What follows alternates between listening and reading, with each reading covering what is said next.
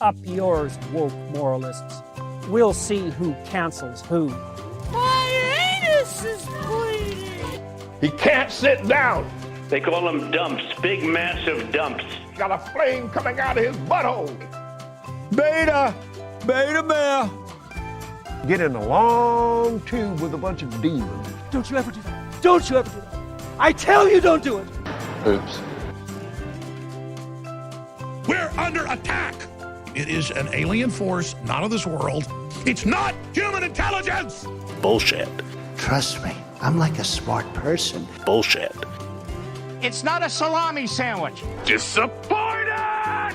Repeat the line. Disappointed! How you like that, boy? No. Give me a break. Stop it. Fired. Fired! Fired! Bitch, move it along. Now witness the firepower of this fully armed and operational battle station. The Republican Party's racist. Oh my God! He admitted!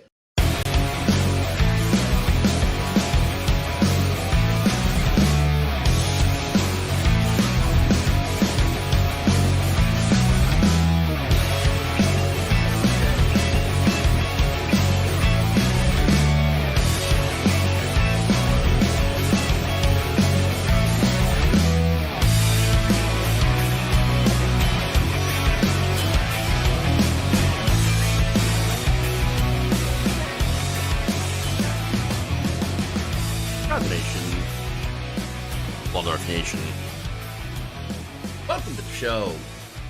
Holy crap, do we have a good one for you today?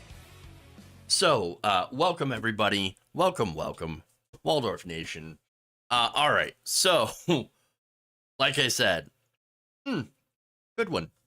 We're gonna start out with some, I don't know if if it's really breaking news or not. But it turns out Kanye West is a neo-Nazi. I know, big surprise. But literally, you're going to hear him say it. Well, maybe not that he's an actual, he didn't come out and say, I'm a neo-Nazi. But, well, you'll see what he said. And it makes it very, very, very clear just how he feels. Okay, we have that.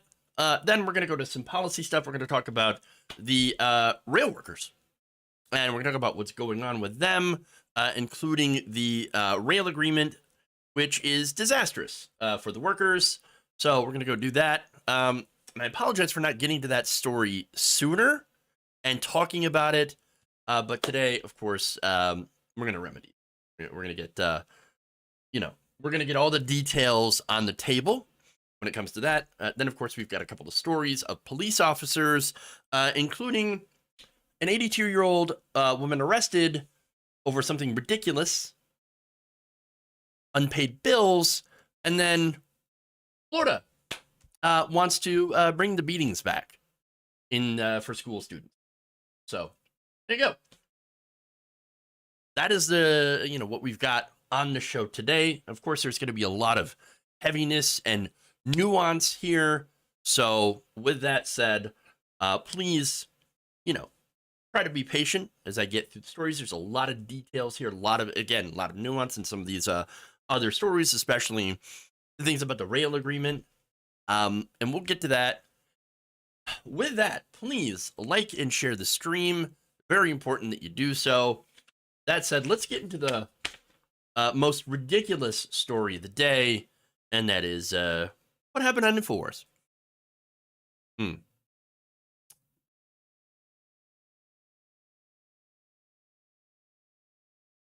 Okay. Ooh.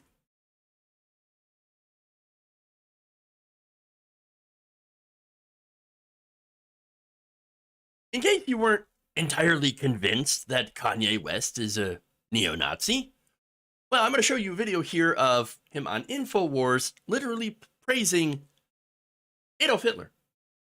You're not Hitler. You're not a Nazi. You don't deserve to be called that and demonized.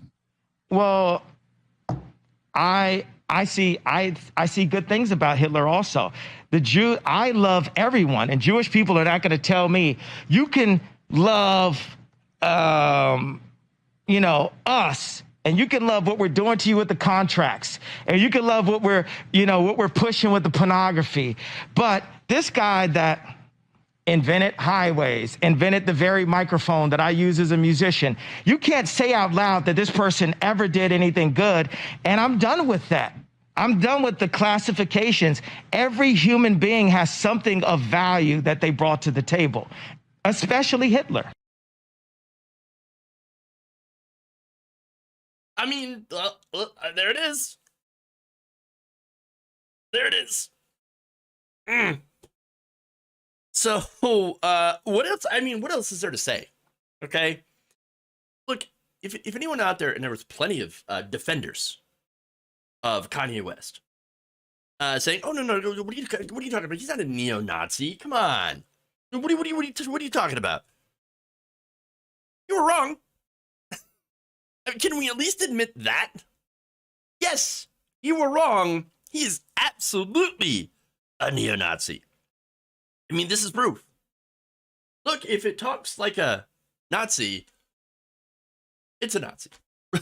You know what? You can hold white supremacist views. Turns out, even if you're black, in fact, Candace Owens had also praised Hitler. And again, they are buddy there.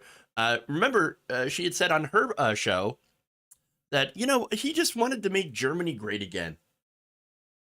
Oh, is that it? Oh, right. Okay, sure. Yeah. Okay, Candace. And again, it's no wonder that those two are good friends still. That said, there is more, because throughout the show, and we saw an example of this on Tim Pool's show as well, where Tim Pool's trying to be like, you don't, I mean, that's not, I wouldn't refer to it as who's they. I mean, they is not who you're referring to. I mean, honestly, you should, don't phrase it like that. But Jones was a little bit more, I guess, he was trying to help Kanye out. And here's a couple of examples of how. Well, CNN says white people are evil Nazis, so I mean, I disagree with both statements, but I get the pros. I don't like the word evil next to Nazis. I think we need to look at. Oh my goodness! Just because you don't like one group doesn't mean the other. But look, I love Jewish people, but I also love Nazis. Oh man! Well, I have to disagree with that. The most Nazi-like activities I've seen, and the Nazis, in my view, were thugs that shook people down, did a lot of really bad things. But they did good things too. We're going to stop dissing the Nazis all the time. Okay, I don't think Hitler was a good guy. I get the Hugo Boss uniforms, amazing. But I mean, just because you're in love with the design, you're a designer. Can we just kind of say like you like the uniforms, but that's about it? No. There's a lot of things that I love about Hitler. A lot of things. A lot of things. You saw it right there. I mean, wow. Jones gave him so many chances. I mean, you're not a Nazi. Come on. You're not Hitler. You're not a Nazi. Those other people are Nazi, but you're not. No. He's like, no, I am. He's like, no. What are you talking about? I love Hitler. Oh, yeah, yes. He's out there saying it. And by the way, I don't know if you noticed, but there was a part in that video where you had Nick Fuentes, who was also on that show. He didn't have to say a damn thing. This is like the best thing he's ever seen before. He's over there going, yeah, oh yes, yeah, this is as close to coming as I'll ever get. Yeah. I mean, that's what it is. That's what's going on. When Alex Jones is the guy who's, I guess, like pushing back and saying, "Oh, well, I don't agree with Nazi. I don't agree with what you're saying." You can see he's like a little nervous, like, oh, this is uncomfortable, you guys. I mean, I'm used to speaking in code words, the globalists, the elites, but this guy, he's just right out there. He's just admitting it. He's out there saying it. What do you expect, Alex? Do you not know what you were getting into? Did you not watch the interview on Tim Pool? I mean, did you not notice all the other stuff that he'd been saying? No, of course he did. Of course he did. I don't know if I don't know what he expected differently. And it's always when the right wing, they're always like, oh, come on. They're sitting there defending him and saying, you couldn't possibly be the thing that everyone else is saying that you are, right? Even though you're very, very much obviously exactly what the left has said you are. You can't be that. No, they were just lying, right? No. He admits it. He's admitted, yep, nope, yep. Loved Hitler, yep. And there it is. Congratulations. You, again, Tim Pool, Alex Jones, you platformed literal neo-Nazis. We're open about it. And if anything, this is, I mean, right here, it's this chef's kiss. Beautiful. Beautiful. Because they're just right out there. They're just right out there admitting it. Admitting it. Okay? Oh my God. He admitted. Right there. Because, and the funny thing here is, all the right-wingers who love Kanye, and we're defending him to the hill, saying that, oh no, it's just the media, super unfair. Super unfair to him. Call him for what he is. You know? They're not going to have to do either two things. An enormous backpedal, or they'll have to admit that they also love Nazis. I don't know which direction they're going to go in. Judging by today's far right, I wouldn't be surprised if it went either way. And look, Tim Pool couldn't wait to platform Kanye. Donald Trump had him literally over for dinner. Alex Jones brings him on. What did you expect? What did you expect from any of this? Now, fun fact. The Republican Party, so far, the reactions here, we haven't seen a lot, but I'm pretty sure their hair is on fire. I mean, already you had a tweet from the House GOP, right? This was Jim Jordan, who is in control of that account. And they had a pro-Kanye tweet. It was, I think, Kanye, Elon, Trump. Up for 2 months. Just now they take it down. Immediately. It took this for that to happen. Not all the other anti-Semitic shit that he was saying on Tim Pool's program.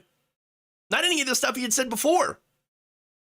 It took this, him explicitly coming out and saying, I love Hitler. Well, there it is. There it is.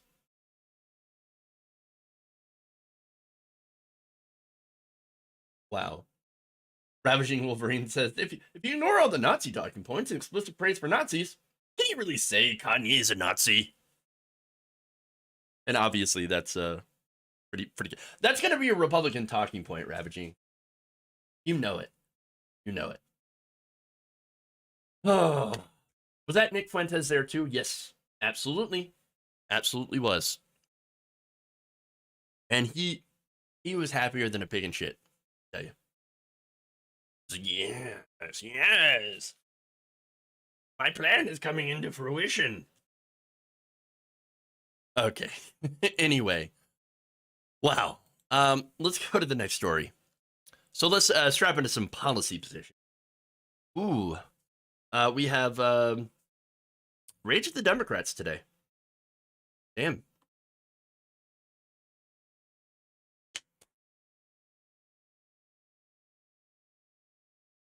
On Wednesday, the House of Representatives passed 2 split resolutions in order to end the possibility of a rail workers' strike. The first resolution, of course, would be for workers to accept a tentative agreement the Biden administration had negotiated back in September. That deal included an increase in pay, an additional personal day. However, the major unions, the rail unions, had rejected it because of the fact that it did not grant any paid sick leave. That was, of course, the major sticking point. Currently, rail workers have no paid time off.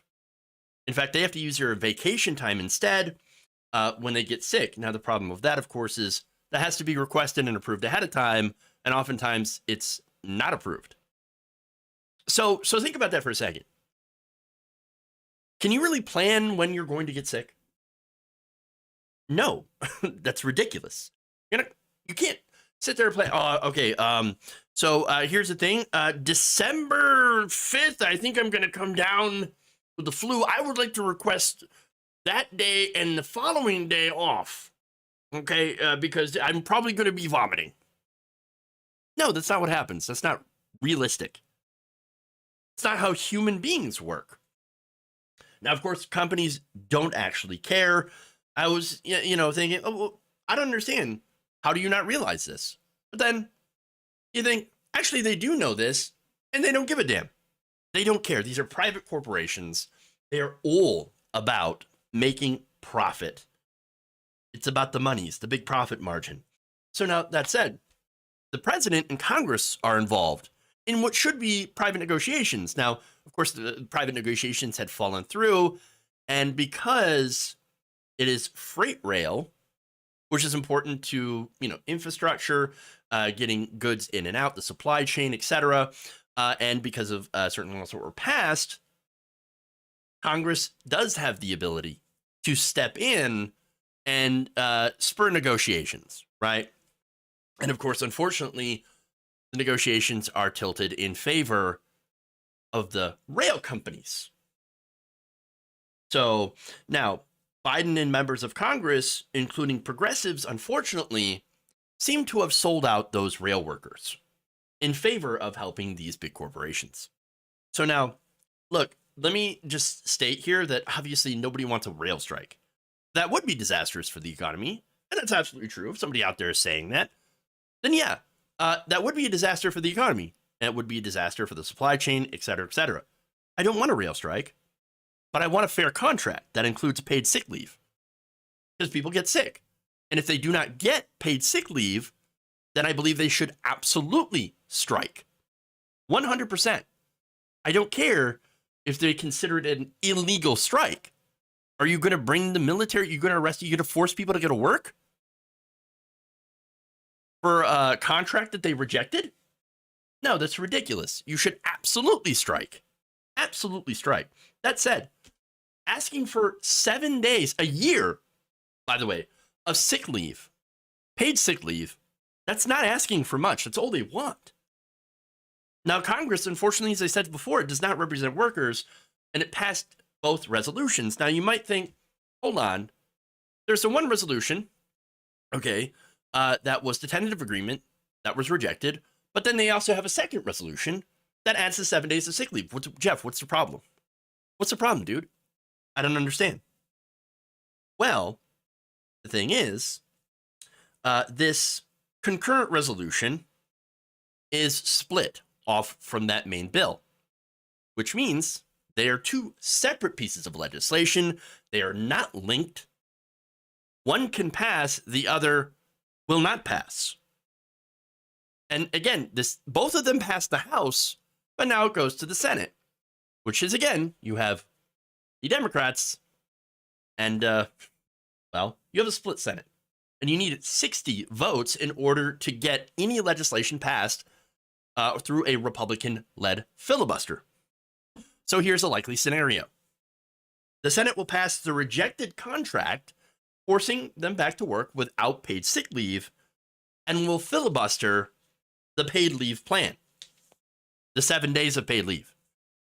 That bill will get to Biden's desk, the one that passed. He'll sign it, and the rail workers will not get paid leave. That's it. I mean, we all see this coming. That's what happens when you decouple these bills. It is a guarantee. And by the way, only 3 House Republicans supported the sick leave measure, whereas you had 79 Republicans that voted to impose Biden's tentative agreement. So if that gives you any indication how Republicans in the Senate will vote, you are not going to get 10 Republicans to be in favor of adding 7 days of sick leave. It's just not going to happen. It's ridiculous. That said, We know that Republicans are full of shit, but you have Ted Cruz, Josh Hawley out there saying, Ted Cruz tweeting, well, I think paid sick leave is reasonable. Well, they can say all they want. It is the votes that matter. Everything else is PR.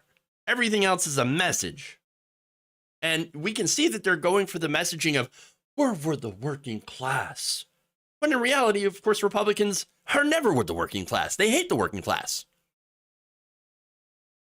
That said, the Democrats also voted against the unions, even members of the squad. In fact, Jamal Bowman, Ilhan Omar, and even Alexandria Ocasio-Cortez voted in favor of both measures. These Democrats did not, because they were decoupled.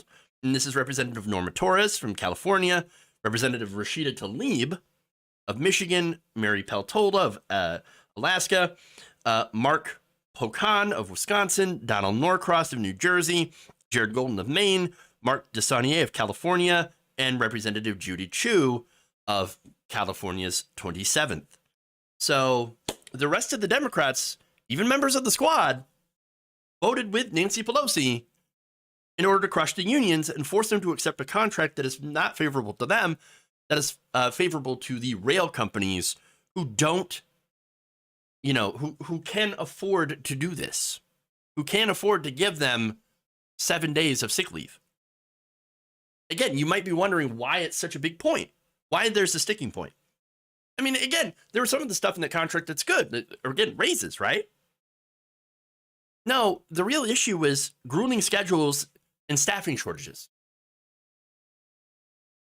Over this past 6 years, America's freight carriers have actually shed about 30% of their employees. To compensate for the lost staffing, remaining workers now have to tolerate irregular schedules and little time off since railroads do not have much spare capacity left. And they refuse to hire more workers because their entire business model, the fact that they ended up actually making a ton of doubling their profit margins, is because they got rid of so many people. Their business model is based off running off as long of trains as they can with very, very little staff. So now that makes tons and tons of money. In fact, last year, the 7 dominant North American railways had a combined net income of $27 billion, nearly twice their margin a decade ago, before they implemented their new, of course, strategy of making sure they only have skeleton crews. In the interim, railways have collectively doled out about $146 billion in dividends and stock buybacks, while investing only about $116 billion back into their businesses. So I tell you that because it's very, very obvious that they could easily hire more staff. They could give paid leave to their workers and still be incredibly profitable, just not as profitable as they were before. Yet Biden and members of Congress, unfortunately, have basically ensured that these companies can continue to make money hand over fist while running their workers ragged, even to the point of where some of them literally die on the job because they can't get time off. Here's an example. Last June, one middle-aged union engineer postponed a doctor's visit for work because couldn't get the time off, and then died of a heart attack weeks later, right on the job. A conductor who spoke with the New York Times also began feeling run down last year, but declined to see a doctor for fear of being disciplined for taking an unplanned day off. Instead, waiting months for the next doctor's appointment to line up with this next scheduled day off. He then learned he had been suffering from an infection that could have been treated easily with medication weeks earlier, but would now require surgery. And of course, you're going to get the time off for that. This is why you can't treat human beings like machines, because obviously we're not. Unfortunately, that's what these companies are doing. They're treating their employees exactly like the rail cars. Human beings are not rail cars. They're not machines. They get sick. They required paid leave. But unfortunately, Democrats and progressives have sold out the unions that they claimed they were supposed to protect. Joe Biden said he is going to be the most pro-union president. This is not a pro-union action. This is anti-union, and this is terrible. More.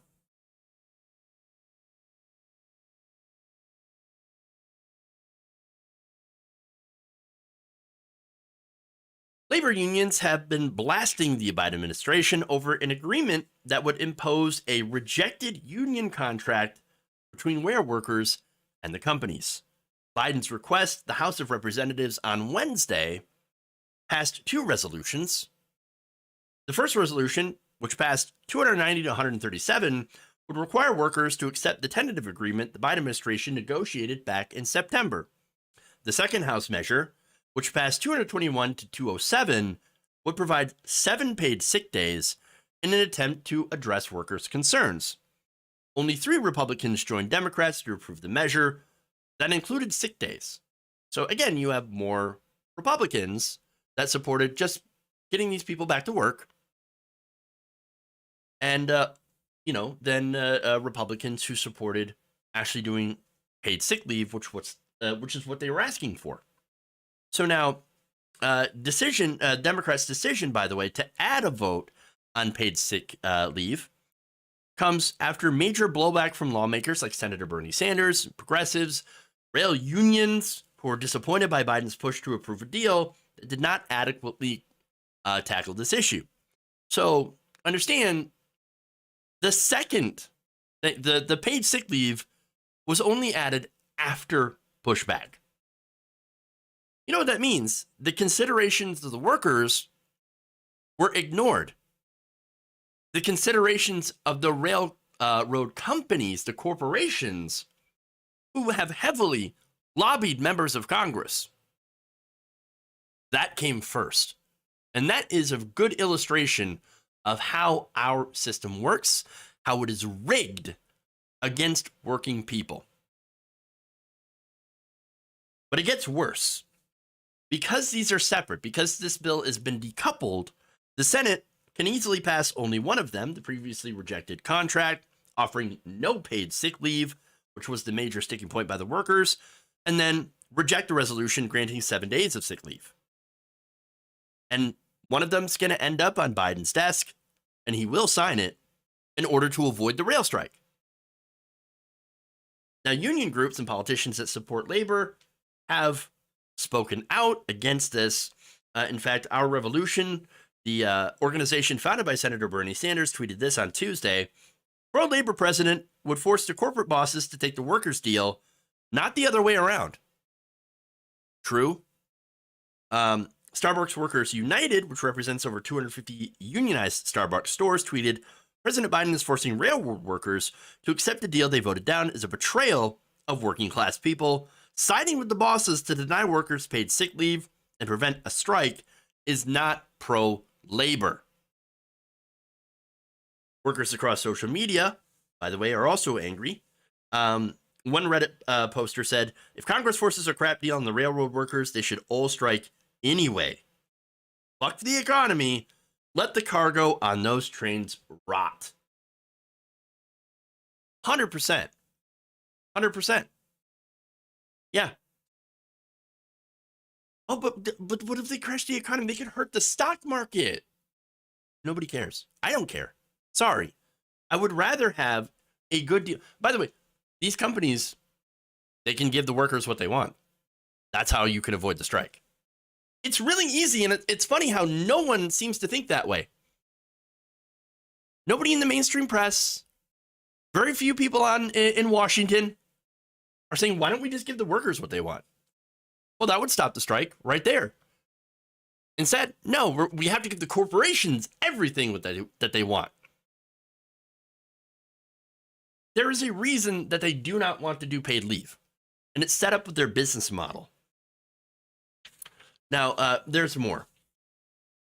Here is more comments. This inevitable nationwide railroad strike is not about money, one worker told Motherboard in September. It is about dignity and a balance of a fair work life. For every 1 day that I take off unpaid, it takes me 14 continuous working days to earn it back. Do that math. This is our so-called sick time. The International Brother of Teamsters, one of the largest freight worker unions in the world, issued a statement on Tuesday afternoon saying the big rail carriers have already made it clear they only care about making massive profits, not the safety of the health of the workers, said Teamsters General President Sean M. O'Brien. Why should rail executives and members of Congress have paid sick time, but rail workers don't get a single paid sick day? If Congress is going to take over this process, they need to include paid sick days.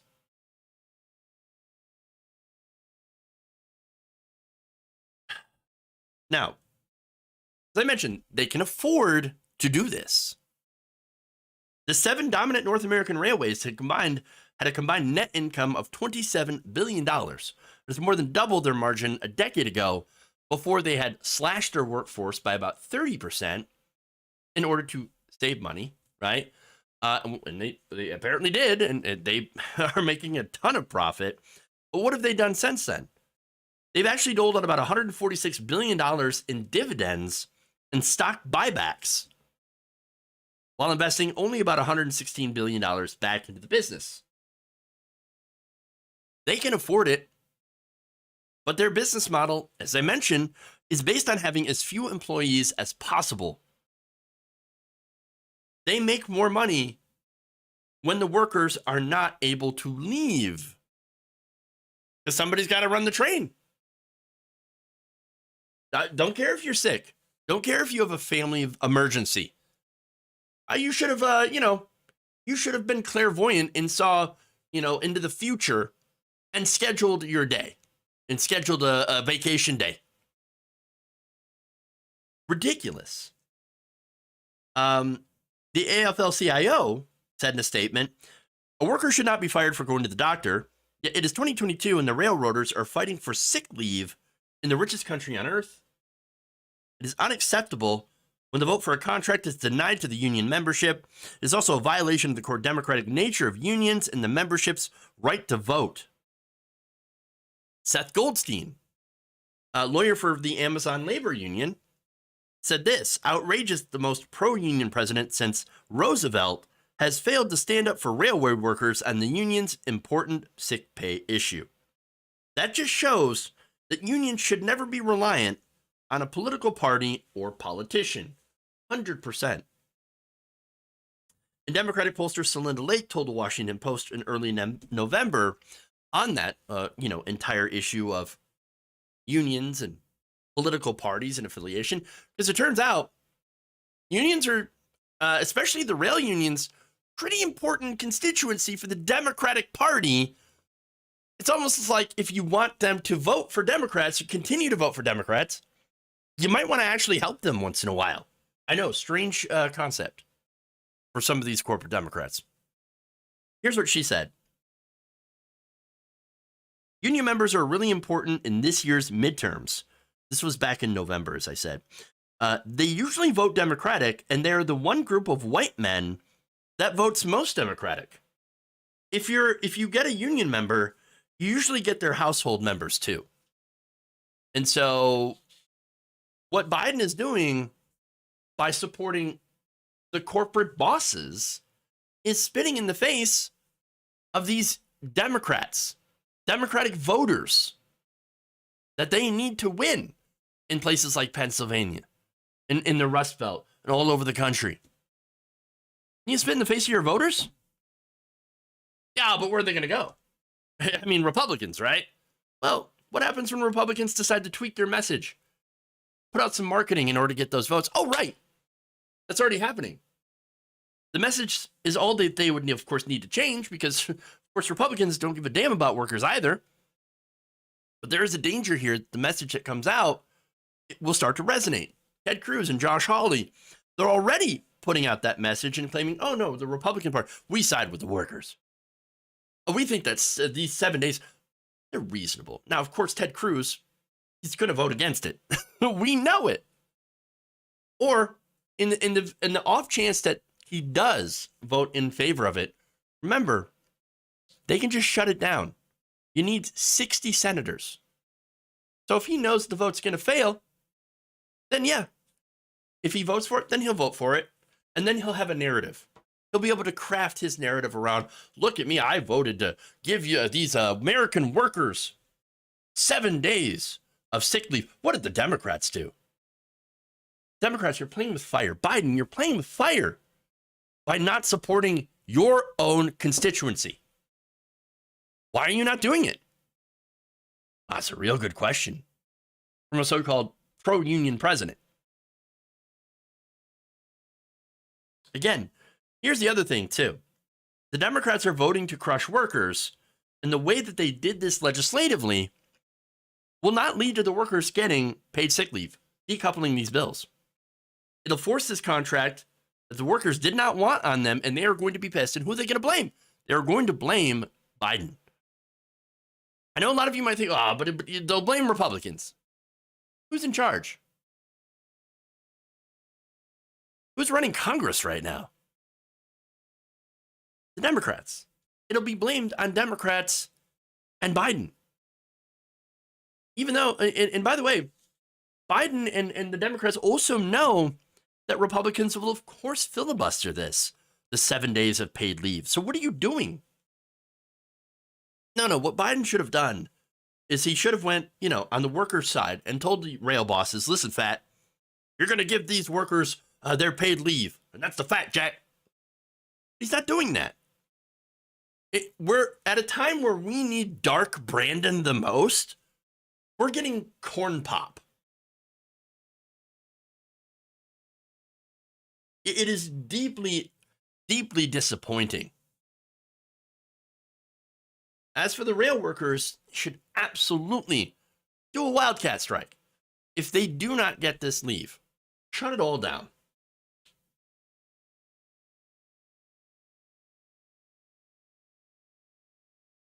Okay.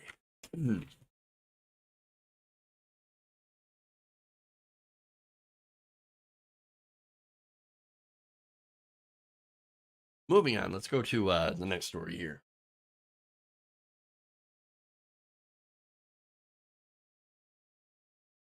Listen, Fat Corn Pop was a bad dude, Jack. Oh yeah. Okay.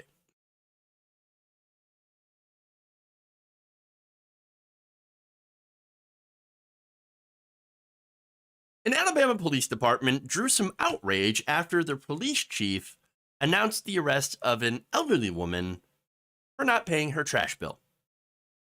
So now, this had happened on social media. Police announced the arrest of 82-year-old Martha Louie Mennefield on Sunday for non-payment of trash services during the summer months.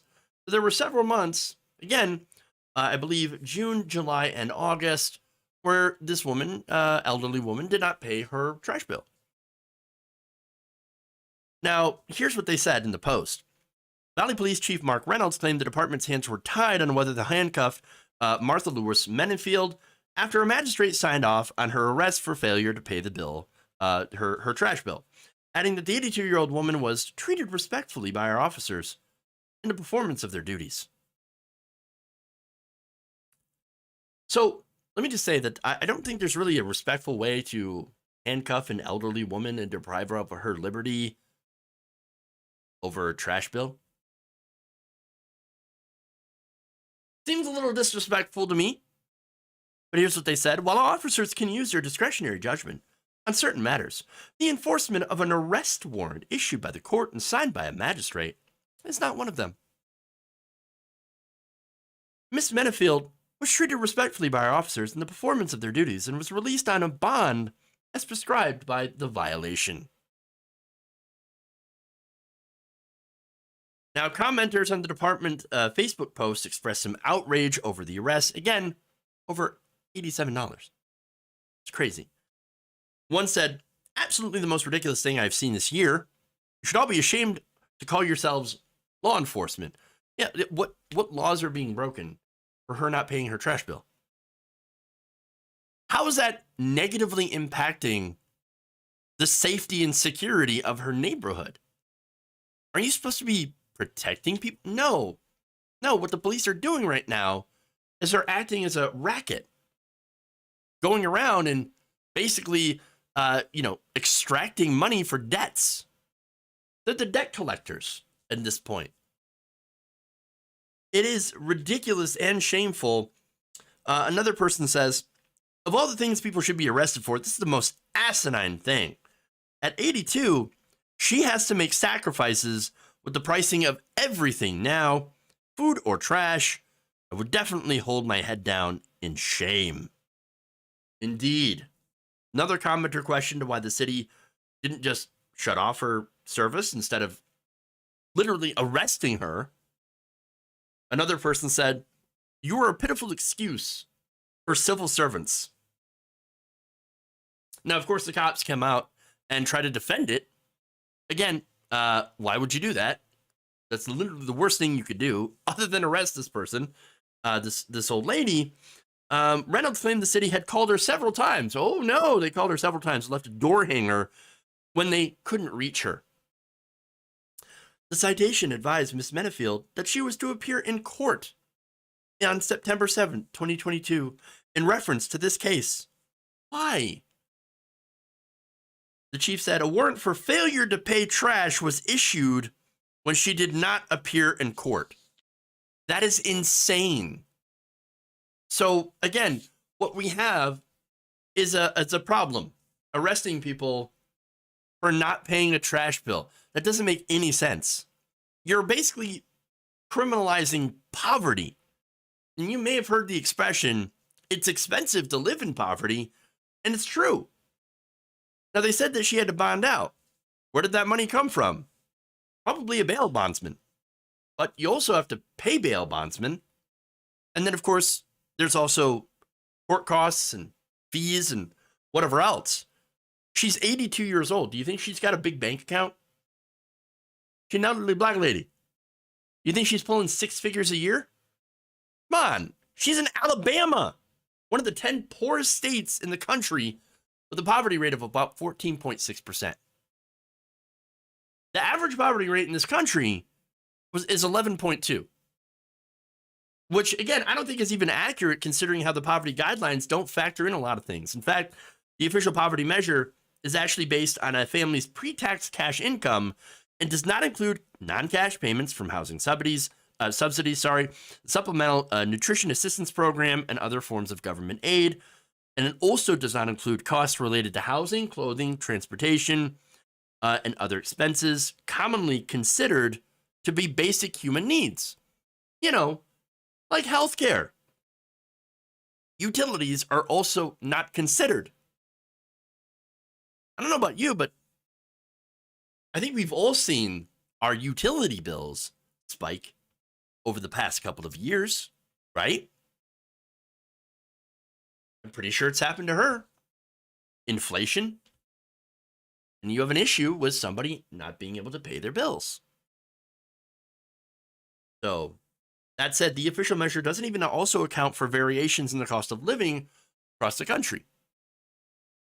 So, that said, very likely Martha has been having to make the choice between food or trash services, and has likely had to do so for a long time. In fact, the chief also alleged that Menefield had trash services suspended 3 times in the last 2 years. Well, we kind of did have a pandemic, increasing prices, etc., for not paying her bills, and then her trash bill. And then records indicate that there have been over 22 incidences of suspensions and revocation of services since 2006. So, doesn't that indicate that perhaps she has a problem with not having enough money? Maybe I'm crazy, but maybe the city should help her instead. You know, instead of wasting time and money, because it does cost money to house people in jail and to go through all these court proceedings, wouldn't it make more sense just to help her out? Now, there's also another possibility as to why she might not have been paying her bills. She might not remember. She's, again, 87 years old. When you get old, some people start forgetting things. It happens. Might have something to do with it. Now, the answer to that, of course, is things like healthcare. You know, Medicare for all, perhaps. See, the thing is, we don't have healthcare in this country. We have a predatory for-profit system. Even a lot of the Medicare plans, which, again, senior citizens, people who are retired, disabled people are able to get onto, they're not comprehensive. There's a lot of privatized supplemental plans out there that really don't cover anything. And so seniors all over the country who do have Medicare, they're still not able to get everything that they need. They're not able to get the help that they need. That includes special services like, I don't know, home health aides that are affordable. People that are able to come in and help you do everyday things like, I don't know, pay your bills. Or to help people who are experiencing memory loss, beginning of Alzheimer's, dementia. So there's a lot of different possible reasons that she's not paying her bill. But the correct response here is not to arrest her. That's insane. It doesn't fix the problem. In fact, it actually ends up making things worse. So everybody is right to be outraged by the situation. Because again, in this country, we should not be having debtors' prisons. We should not be throwing people in jail for being poor. And that's exactly what this situation is.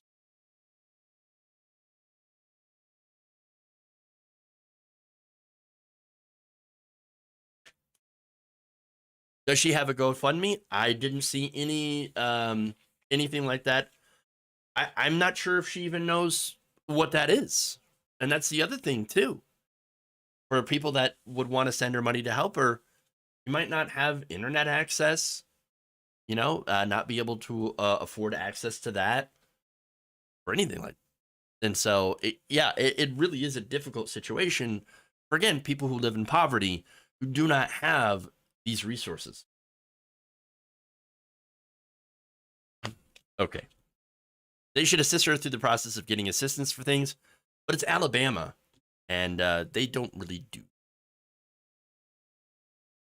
Okay. Let's moving on. Last story of the day. We criminalize poverty so much in this country. It's incredibly true, unfortunately.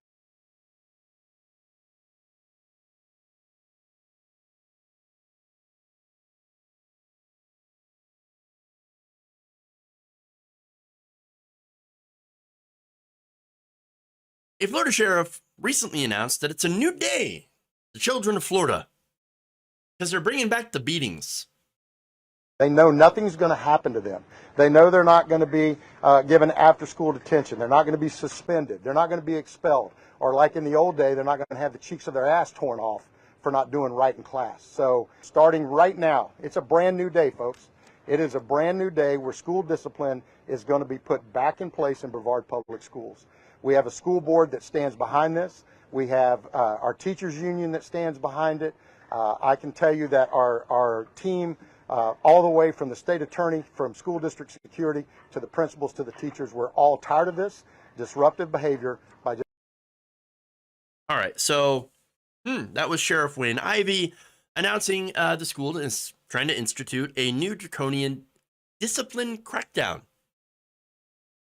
Now, this comes after the highly controversial ousting of the popular school's superintendent by far-right members of the Brevard County School Board.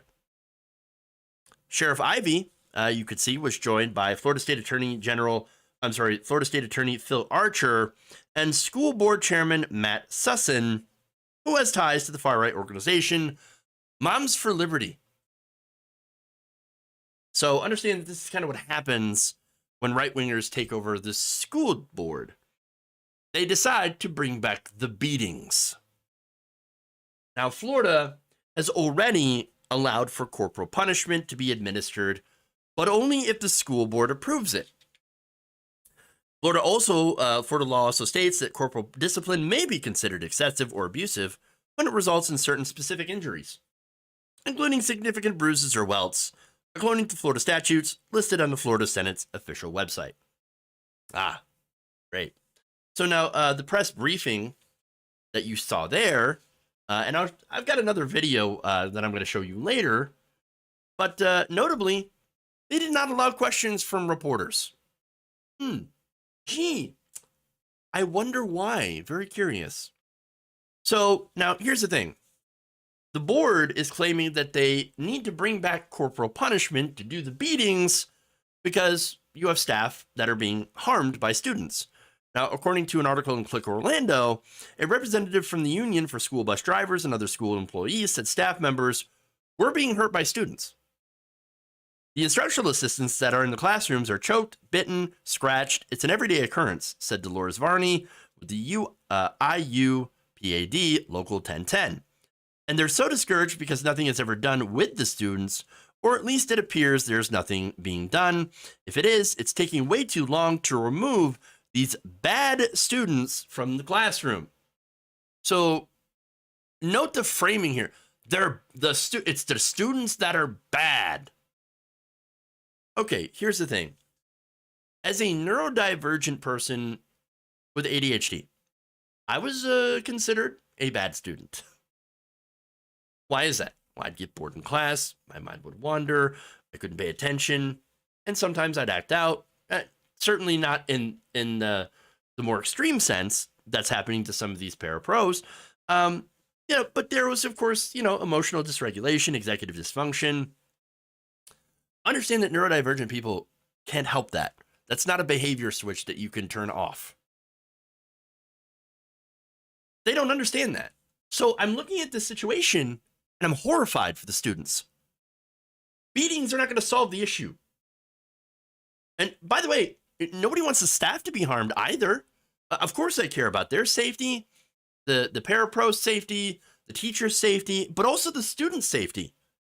I don't want anybody to suffer. And by the way, not only that, but you also have, the other kids that are in the class, that their education is being disrupted because of that.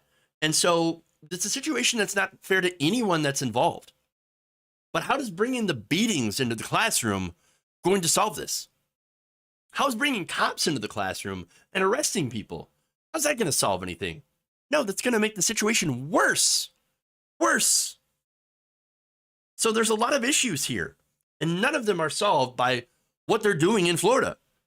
To actually solve the problem, you would need specialized staff, specialized learning, an actual plan to deal with students with neurodivergence in a positive way for all involved that allows everyone to get a quality education and to do so safely. You also might want to, have healthcare, mental health care available to students, to everyone, Medicare for all. But unfortunately, as I said before, Florida's decided to do this in the worst way possible. You bring in the cops, you bring in the beatings.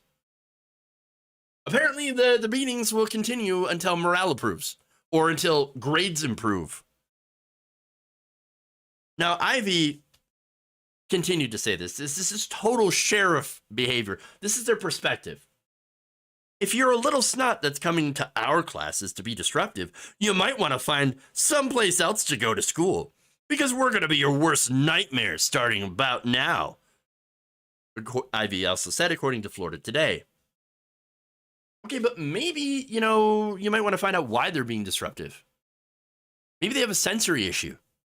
Maybe they have emotional dysregulation. Maybe there's some issues going on at home, like, abuse, neglect, what have you. Maybe find those issues. Or allow people to have the resources to find those issues on their own. But instead, no. The framing is the kids are just bad. Bad, throw them away. That is such a deeply lazy and disgusting way to think about this issue. It's so easy for them to just throw the children away, who again are most likely neurodiverse. And by the way, it happens more often to Black and brown students. They're targeted more often because of being Black and brown, which is why, by the way, we should, maybe learn about critical race theory, which talks about these issues. They don't get the help that they need when they suffer from things like autism, ADHD, and other learning and behavioral issues. And I'll give you some examples of how these kinds of policies that Mr. Ivey and the right-wing school board in Brevard County are pushing for, how that affects neurodiverse kids. Back in 2017, John Haygood, a 10-year-old boy with autism, happens to be a white boy, was arrested in Florida. When he was arrested for, having a meltdown, he said, "I don't know what's going on. I don't understand," at the officers who were escorting him to the backseat of the police car for felony battery against a parapro. This was an October 2017 incident where he allegedly punched and kicked his parapro, which left scratches and marks.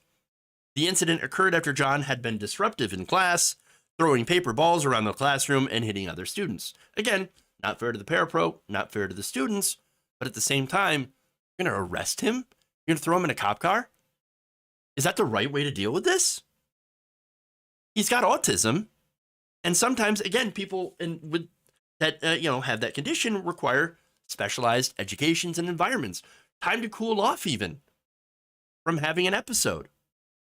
But what happens, instead of, helping kids with special needs, they get criminalized and told that they're bad. You're just bad. No, they're not bad.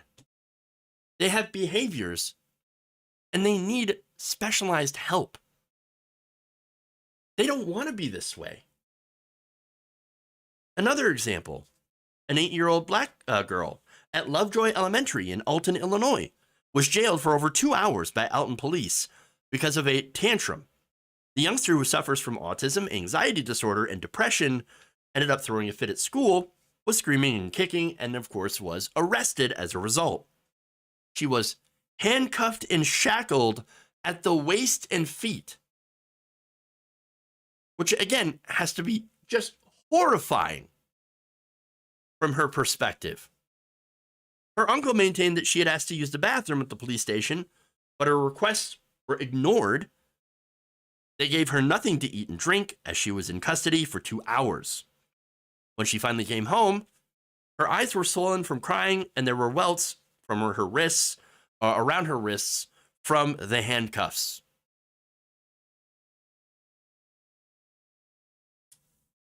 Look, according to a study called Neurodiversity in Education, students with autism spectrum disorder are more likely to be suspended from school than their peers, according to a 2015 paper.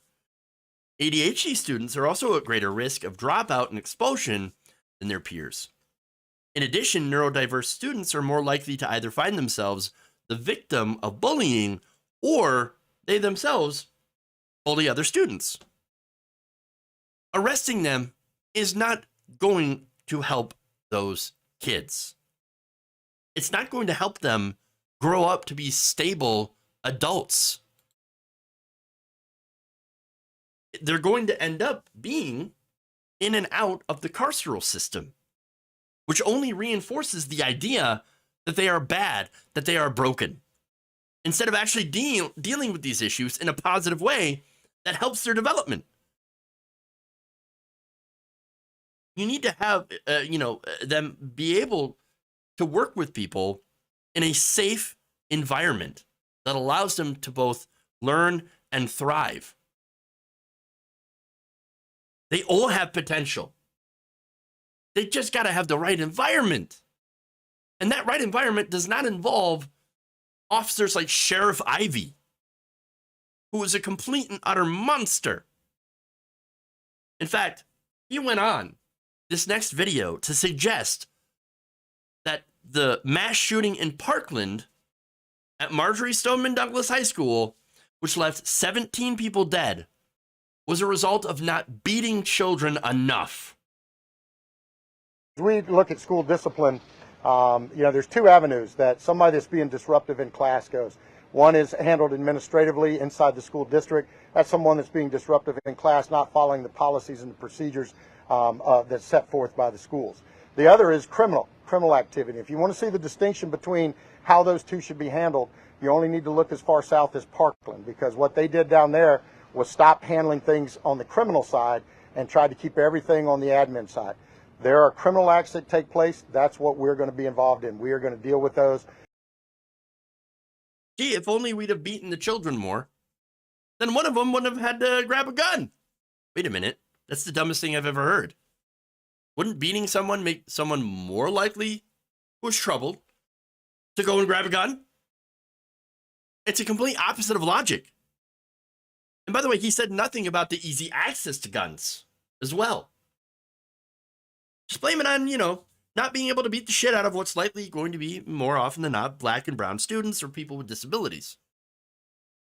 That's their plan. That's what's going on in Florida right now. That's their plan for education. That's their plan for discipline. No nuance, just more beatings. We'll beat the bad out of those kids. That's what we're going to do. Way to go, Florida. This was, by the way, endorsed. A lot of the people that are on the school board endorsed by Governor Ron DeSantis. That's who these people are. And that's why, at this moment, Florida continues to prove itself to be the dick of the United States. The biggest dick of all. Tallywhacker. Okay.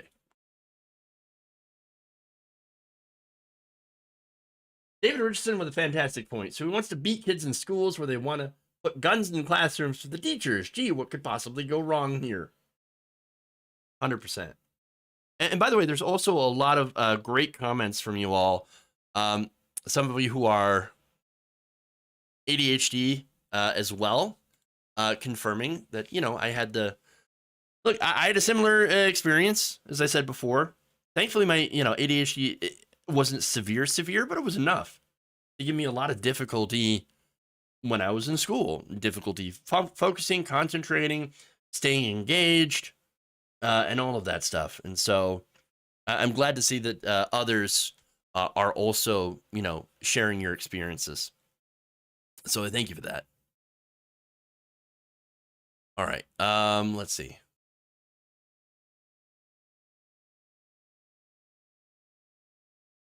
I got spanked by a principal in 1984. My mom beat her ass.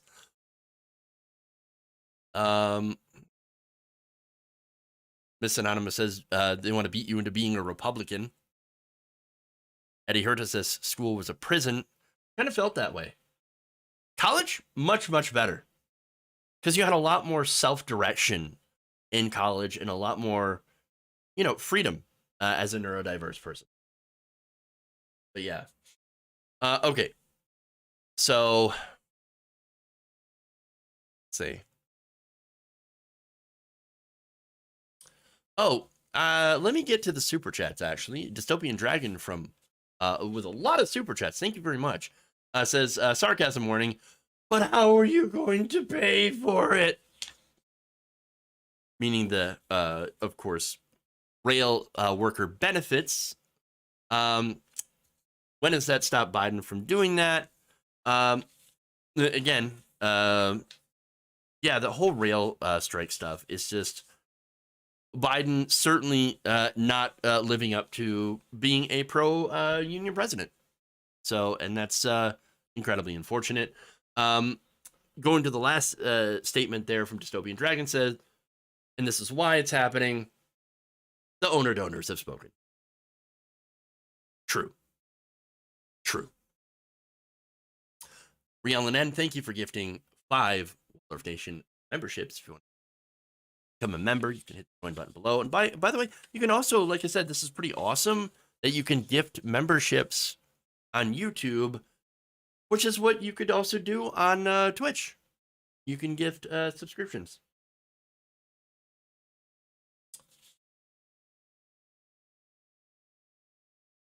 No ADHD back in the old days. Well, again, I was diagnosed when I was very young. And this was back in the 80s where all they had was one medication, Ritalin, and I did not react to well. So I ended up being unmedicated for the majority of my life, which was disastrous. Okay. Emojis when? I have to design them, and that may be a while. Okay. But thank you for asking, and thank you for the memberships and the super chats. Deb in Michigan, thank you for resubbing for a month at tier 1 for 6 months. Saying 6 months jab.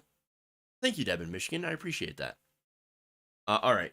So, go in and raid TYT for some Ray actions with Ravana, who, by the way, is awesome. I love how she goes on Twitter tears.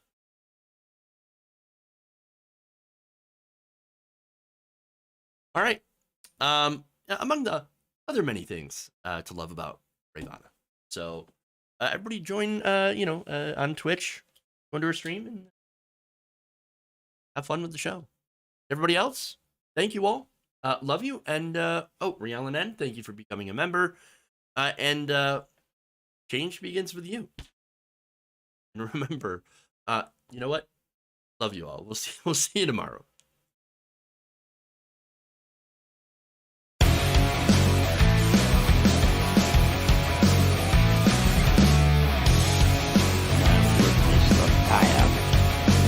I will eat your ass.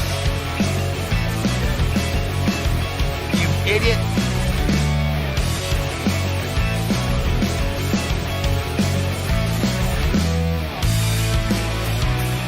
People are flushing toilets 10 times, 15 times. You idiot. The Republican Party's racist. This direction's about to keep.